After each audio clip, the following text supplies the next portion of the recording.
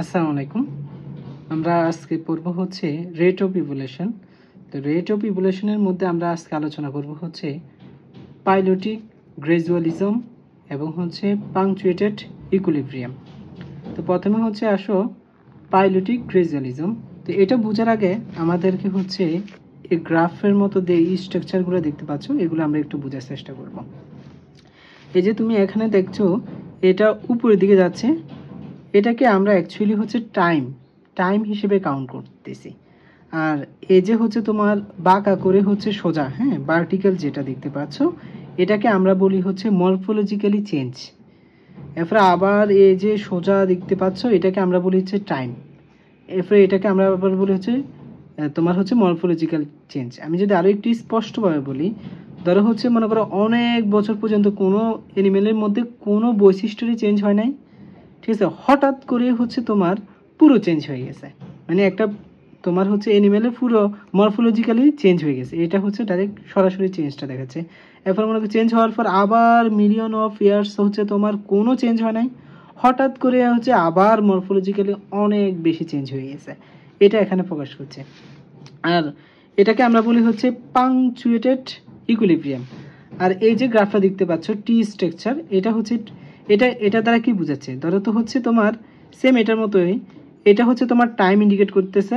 দেখো টাইমও তোমার অতিবাহিত হচ্ছে, তার সাথে সাথে একটু একটু মরফোলজিক্যালও হচ্ছে তোমার চেঞ্জ হচ্ছে, অর্থাৎ সোজা ভার্টিক্যাল হওয়া মানে হচ্ছে মরফোলজিক্যাল চেঞ্জ, আর সোজা হওয়া ইন্ডিকেট করে হচ্ছে তোমার টাইম। তো এখন দেখো টাইমও অতিবাহিত হচ্ছে, তোমার মরফোলজিক্যাল চেঞ্জও কিন্তু একটু একটু হচ্ছে। তাহলে হচ্ছে এটা হচ্ছে খুবই স্লো একটা মোশনে তোমার হচ্ছে ইভলিউশন হচ্ছে, ঠিক আছে। তো এটা হচ্ছে আমাদের রেট।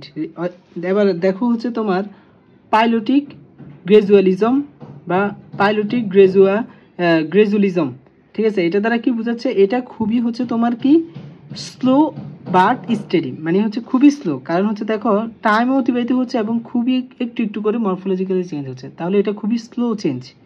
বাট ইভলিউশন হচ্ছে কিন্তু হচ্ছে টাইমের সাথে হচ্ছে খুব কম পরিমাণ।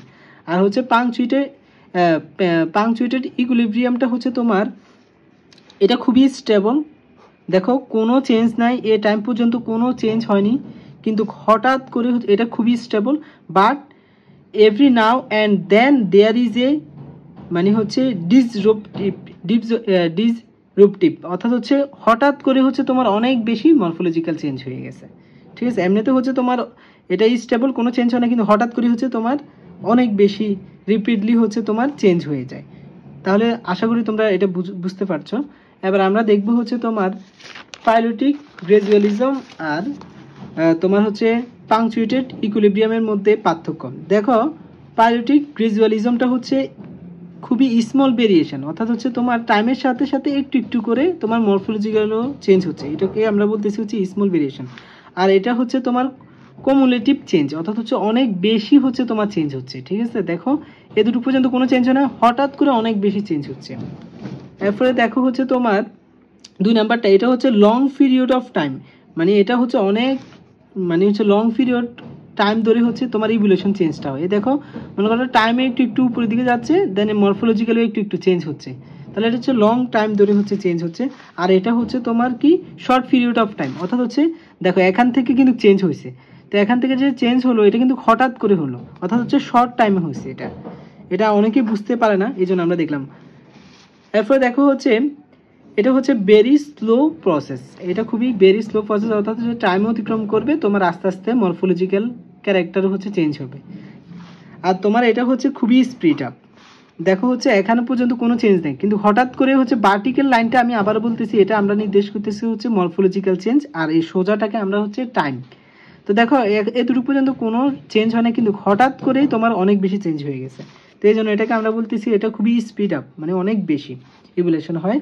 আর তোমার হচ্ছে not proven by fossil record, মানে এটা ফসিল রেকর্ড দ্বারা এটা প্রমাণ করা যায় না, কারণ এটা খুবই অনেক সময় ধরে হয়, তো এই জন্য হচ্ছে এটা কোনো ফসিল দিয়ে প্রমাণ করতে পারবে না। আর এটা হচ্ছে তোমার ফসিল দিয়ে প্রকাশ করা সম্ভব। তো আশা করি বুঝতে পারছো। আসসালামু আলাইকুম।